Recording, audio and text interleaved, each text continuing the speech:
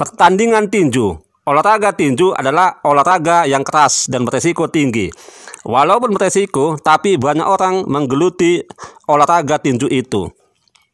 Olahraga tinju memukul semua bagian tubuh, kecuali dilarang keras memukul bagian bawah perut.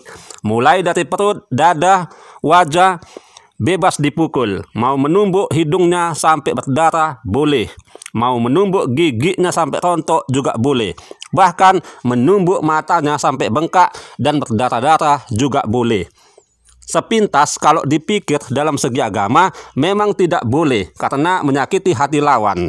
Tapi itulah namanya permainan olahraga tinju yang keras, tidak mengenal belas kasihan, dan menginginkan petinju tampil sebagai pemenang.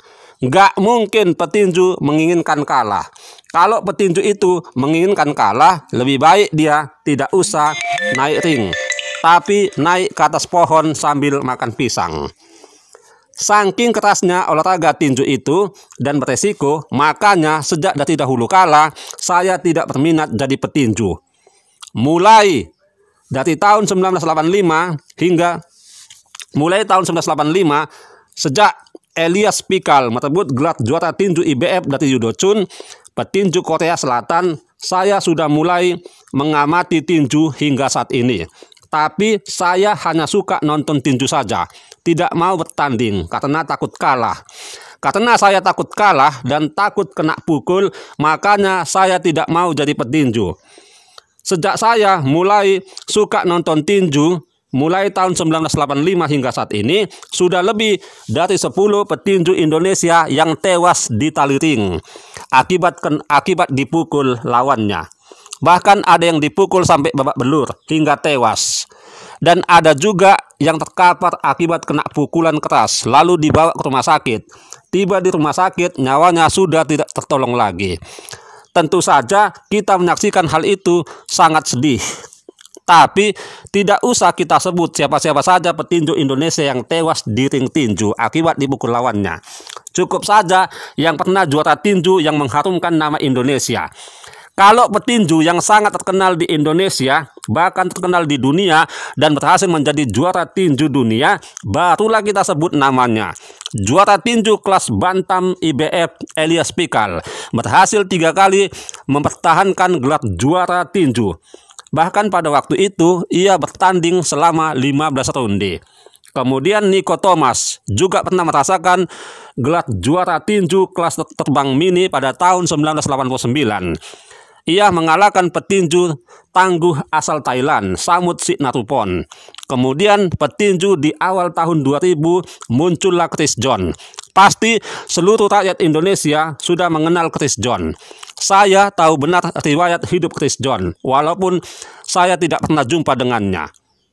Chris John 11 kali berhasil mempertahankan gelar juara tinju kelas bulu Super WBA. Bahkan ia pernah mengalahkan petinju yang tangguh asal Meksiko, Juan Manuel Marquez. Juan Manuel Marquez ini pernah mengalahkan Manny Pacquiao hingga pingsan dengan pukulannya yang sangat telak di wajah Pacquiao, hingga Manny Pacquiao tidak sadarkan diri. Perlu diketahui, Manny Pacquiao, petinju tangguh asal Filipina, sudah 8 kali berhasil mempertahankan gelar juara. Petinju-petinju top dunia sudah pernah dikalahkannya, seperti Oscar De La Hoya yang dikenal dengan julukan Golden Boy, Erik Morales, Miguel Cotto, Antonio Margarito, Marco Antonio Barrera, dan lain sebagainya. Walaupun Chris John sudah gantung ring alias pensiun dari dunia tinju, tapi namanya sudah mengharumkan nama Indonesia di dunia internasional. Kini kita sekarang mengenal Daud Yordan, penerus dari Chris John, yang sudah berkali-kali juara tinju dunia. Dalam tinju dunia profesional, kita mengenal kelas berat ringan, kelas menengah, dan kelas ringan. Kalau tinju dunia, banyak nama-nama yang top yang berhasil menjadi juara tinju yang tangguh. Kelas berat petinju yang tangguh yang beberapa kali menjadi juara dunia tinju, diantaranya Rocky Marciano, Muhammad Ali, George Foreman, Larry Holmes, Mike Tyson, Evander Holyfield, Riddick Bowe, Lennox Lewis, Vitaly Klitschko, dan lain sebagainya. Sedangkan petinju kelas menengah yang sangat terkenal yang lebih dari 10 kali mempertahankan gelar juara seperti Roberto Duran, Sugar Leonard, Marvin Hagler, Thomas Hearns, Iron Barkley, Bernard Hopkins, dan lain sebagainya.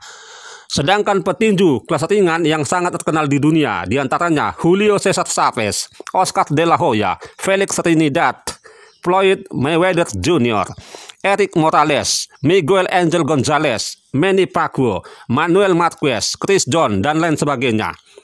Petinju-petinju itu sekali bertanding tentu saja mendapatkan uang yang sangat banyak sekali. Ditambah bonus dan yang paling utama mendapat sabuk emas yang melilit di pinggangnya. Bahkan petinju-petinju itu bisa lebih terkenal daripada presidennya sendiri. Kalau dulu pertandingan tinju itu sangat melelahkan karena berlangsung selama 15 ronde, tapi ada juga yang berlangsung 12 ronde. Setiap ronde itu waktunya 2 menit, ditambah 1 menit istirahat. Karena rondenya yang lama itulah, Mike Tyson sering mengalahkan lawannya di bawah 5 ronde. Bahkan ada yang di-KO-kannya hanya hitungan detik. Bisa jadi penonton yang menonton pertandingan Mike Tyson bisa kecewa karena tidak sampai 1 menit lawannya sudah di-KO-kan akibat pukulannya yang sangat keras. Tapi untunglah petinju yang pernah di-KO-kan Mike Tyson tidak ada yang tewas dihajarnya di tali ring. Pertandingan tinju itu dipimpin oleh wasit. Wasit inilah yang paling bertanggung jawab untuk keselamatan para petinju. Kalau lawan sudah terdesak di tali ring dan dipukuli sampai bertubi-tubi, wasit harus menghentikan pertandingan dan memberikan kemenangan TKO pada lawan yang memukulnya itu. Nggak mungkin wasit membiarkan petinju itu dipukuli lawannya yang tak berdaya sampai babak belur hingga tewas. Kalau wasit tega membiarkan lawannya dihajar hingga tewas, berarti wasit itu tidak punya hati nurani. Begitu juga petinju, kalau lawannya sudah tidak berdaya, janganlah tega memukulinya. Janganlah tega memukulnya terus-menerus, sebab lawannya itu adalah manusia juga, bukan robot. Kalau petinju itu sampai hati menghajar lawannya sampai tewas, berarti petinju itu tidak punya rasa kemanusiaan. Olahraga tinju memang banyak digemari, tapi tinju itu cukup hanya dipraktekkan di dalam ring saja. Aturan-aturan tinju memang sudah ditentukan. Kalau masih amatir, cukup hanya 3 ronde dan menutup kepalanya pakai helm dan pakai kaos. Sedangkan tinju profesional ada yang berlangsung 8 ronde, ada yang 12 ronde, dan ada juga yang 12 ronde. Tapi yang paling sering adalah 12 ronde. Tidak menggunakan helm penutup kepala dan buka baju. Petinju itu tentu saja memakai sarung tinju.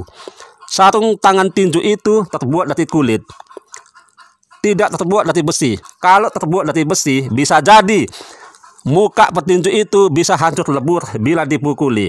Dan tentu pakai pelindung gigi agar giginya jangan sampai rontok bila mendapat pukulan yang keras, dan pipinya diminyaki agar licin. Tidak diizinkan menggunakan kaki, cukup hanya tangan saja. Kalau petinju itu menggunakan kaki, itu namanya bukan tinju, tapi kickboxer.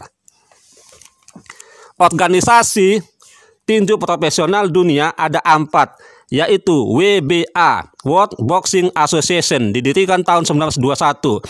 Kemudian WBC, World Boxing Council, didirikan tahun 1963.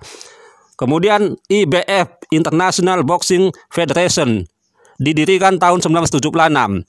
Dan WBO, World Boxing Organization, didirikan tahun 1988. Sedangkan kalau tinju amatir dunia namanya AIBA, Association International Boxing Amateur, dibentuk pada tanggal 24 Agustus tahun 1920 di Antwerpen, Belgia. Sedangkan organisasi tinju di Indonesia namanya Pertina, Persatuan Tinju Amatir Indonesia, dibentuk pada tanggal 30 Oktober tahun 2004.